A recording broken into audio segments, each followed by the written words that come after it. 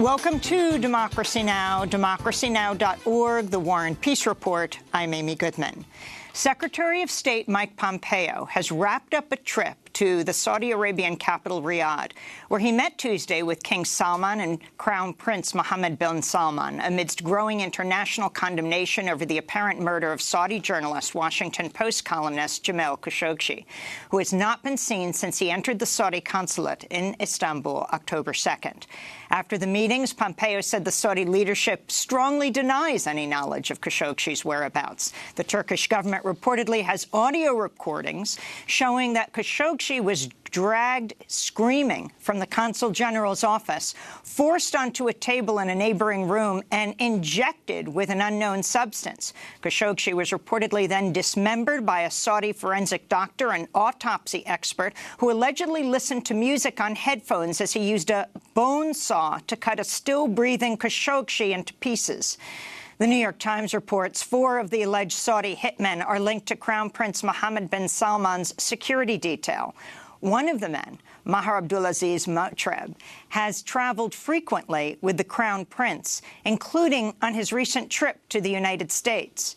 On Tuesday, President Trump defended Saudi Arabia's ruling monarchs with an allusion to the fight over Brett Kavanaugh's Supreme Court nomination, telling the Associated Press, "Here we go again with, you're guilty until proven innocent," Trump said. After headlines, we'll go to Istanbul to speak with Al Jazeera journalist Jamal al-Shayal outside the Saudi consulate. In Somalia, an airstrike from a U.S. drone, unmanned, has killed 60 Somalis near a coastal town northeast of Mogadishu, the deadliest U.S. attack on Somalia in the last year. The Pentagon says all the dead were al-Shabaab fighters, though the claim could not be independently verified. The U.S. has conducted at least 27 airstrikes in Somalia so far this year. The Pentagon has some 500 troops in Somalia. In northwestern China, the governor of the Xinjiang Autonomous Region is defending his government's imprisonment of up to 1 million ethnic Uyghurs and other Muslim minorities in massive government camps. Governor Sokrat Zakir said the camps were aimed at teaching Mandarin language and job skills. Human rights groups have blasted the mass internment with Amnesty International saying, quote, "No amount of spin can hide the fact that the Chinese authorities are undertaking a campaign of systematic repression in the Xinjiang Uyghur Autonomous Region. The mass internment camps are primarily places of punishment and torture, not learning. There are consistent reports of beatings, food deprivation, and solitary confinement," Amnesty said. In environmental news, a top EPA official who was put on administrative leave last month is speaking out about the Trump administration's plan to disappear her office, the Office of Children's Health Protection. This is Dr. Ruth Etzel speaking to CBS News. My sense is that the government has absolutely no intention of taking any actions towards seriously changing lead in children's environment. And what does that mean for the kids? It basically means that our kids will continue to be poisoned. It basically means that kids are disposable. They don't matter. President Trump has tapped former hospital lobbyist Mary Mayhew to oversee the federal Medicaid program. Mayhew served as Maine's health commissioner under outgoing Republican Governor Paul LePage, where she led efforts to reduce the number of Medicaid recipients in Maine.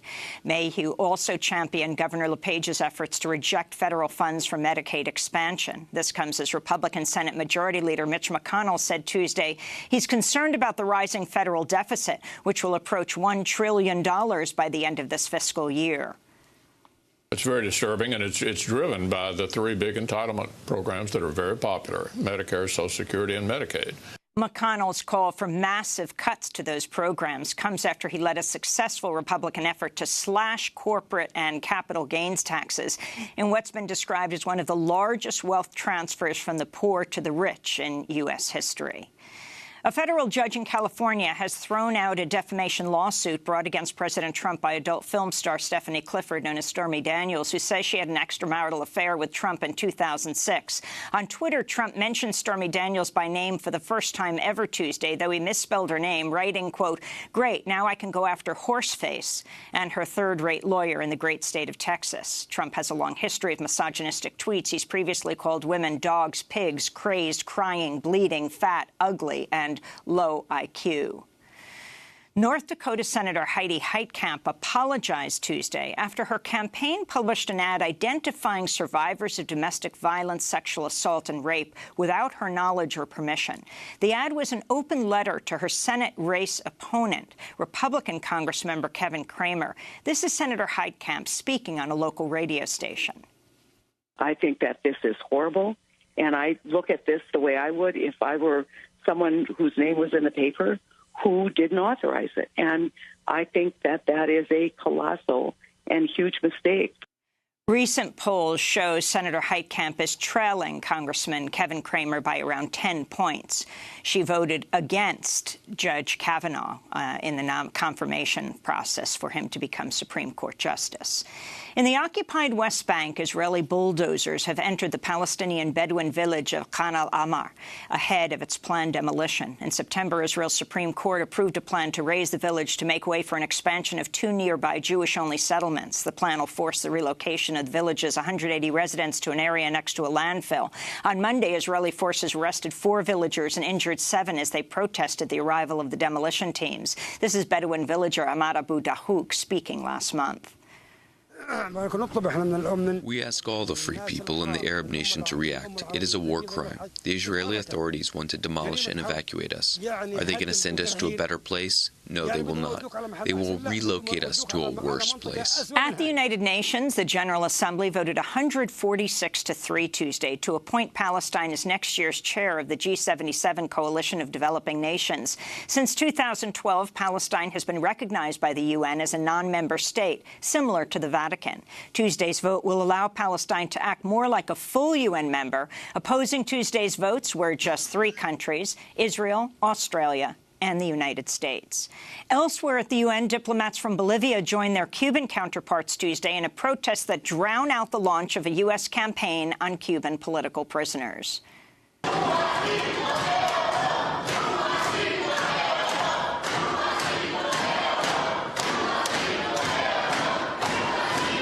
The diplomats chanted, "Cuba, yes, blockade, no," a reference to a stifling embargo unilaterally placed by the U.S. on the Caribbean island nation for nearly 60 years. The protests came as the Trump administration continues to roll back a thaw in U.S.-Cuban relations begun under President Obama. It comes 2 weeks before the UN General Assembly is set to vote on a non-binding resolution calling for an end to the embargo. General Assembly has approved similar resolutions each year for over a quarter of a century. President Trump's threatening to sanction the government of Honduras unless it halts a caravan of thousands of migrants who are crossing Guatemala towards Mexico and bound for the U.S. border. Trump tweeted Monday, "The United States has strongly informed the president of Honduras that if the large caravan of people heading to the U.S. is not stopped and brought back to Honduras, no money or aid will be given to Honduras effective immediately." Trump's threat came as Guatemalan authorities arrested and deported Bartolo Fuentes, a former Honduran lawmaker who helped organize the migrant caravan of up to 3,000 people. Ahead of his arrest, Fuentes said Trump had allied with the corrupt government of Honduran President Juan Orlando Hernandez. In Honduras, Trump has a corrupt government. It should sanction Honduras for condemning these people to misery, for forcing them to live in a situation of violence. And Trump has a corrupt government, a usurper who took part in a colossal fraud. The Honduran government knows this perfectly well. They who have murdered people on the street, a criminal government supported by Trump, provokes this migration. In New York City, police plan to charge 9 members of the white supremacist group Proud Boys on counts of rioting and assault after they violently attacked people on a Manhattan street on Friday night. The NYPD announced the charges Monday following public outcry after videos showed dozens of members of the group physically assaulting anti-fascist protesters after attending a talk by leader Gavin McInnes at the nearby Metropolitan Republican Club. 3 people protesting the Proud Boys also face charges. Meanwhile, in Portland, Oregon, members of the Proud Boys joined another white supremacist group, Patriot Prayer, in a downtown march Saturday where they clashed with anti-fascist activists. This comes as Portland Mayor Ted Wheeler revealed that on August 4th, Portland police found a hidden group of Patriot Prayer members on a rooftop with a cache of guns right before the white supremacists took to the streets for a rally. No arrests were made that day, and Portland police instead fired rubber bullets at the anti-fascist protesters at the march. Portland Police Chief Danielle Outlaw later said the counter-protesters were acting like children and were, quote, mad because I kicked your butt, he said. In Malta, supporters and loved ones of Maltese journalist Daphne Caruana Galizias gathered on Tuesday to commemorate 1 year since her murder by an unknown assailant. Galizias was a well-known investigative reporter who reported on corruption at the highest levels of the Maltese government, including tax evasion, nepotism, and money laundering. She faced personal and legal threats, harassment, and arrests because of her work. The investigation into Galizias' murder has been criticized for its lack of independence and efficiency. Her son, Matthew, said, quote, "It appears that there is a complete cover-up and a complete lack of will to investigate the motive for the assassination and the people who ordered it. The last words Galizias wrote were, 'There are crooks everywhere. The situation is desperate.'" And in New York City, students at NYU protested former Secretary of State Henry Kissinger at an event organized by the school on Tuesday. Are you telling me that you're not a war criminal? That you do not deserve to go to jail for the crimes that you have enacted? You deserve to answer to war crimes, to crimes against humanity. You deserve to go to jail and then rot in hell. You have enacted crimes against Chile, against Argentina, against Cambodia, against Vietnam. You are a war criminal and you deserve to rot. Kissinger served as the top foreign policymaker under President Nixon. During his tenure, he led massive bombing campaigns in Cambodia and Laos, prolonged the devastating war in Vietnam, supported death squads and coups in Latin America, including Chile and Argentina, green-lighted Indonesia's invasion of East Timor in 1975, resulting in hundreds of thousands of deaths, supported anti-liberation insurgencies in Angola and Mozambique, and supported Pakistan's genocide in Bangladesh. This is NYU student Madison Kiltz outside the protest. During his time as Secretary of State and National Security Advisor, Henry Kissinger perpetrated massive violence, massive crimes against people in Vietnam, from Laos to Cambodia, illegal secret bombing campaigns. He is an imperialist warmonger who has to answer for, which he has not answered for yet, thousands and thousands, hundreds of thousands of unnecessary deaths. And those are some of the headlines. This is Democracy Now!, democracynow.org, The War and Peace Report. I'm Amy Goodman. And I'm Juan Gonzalez. Welcome to all of our listeners and viewers around the country and around the world.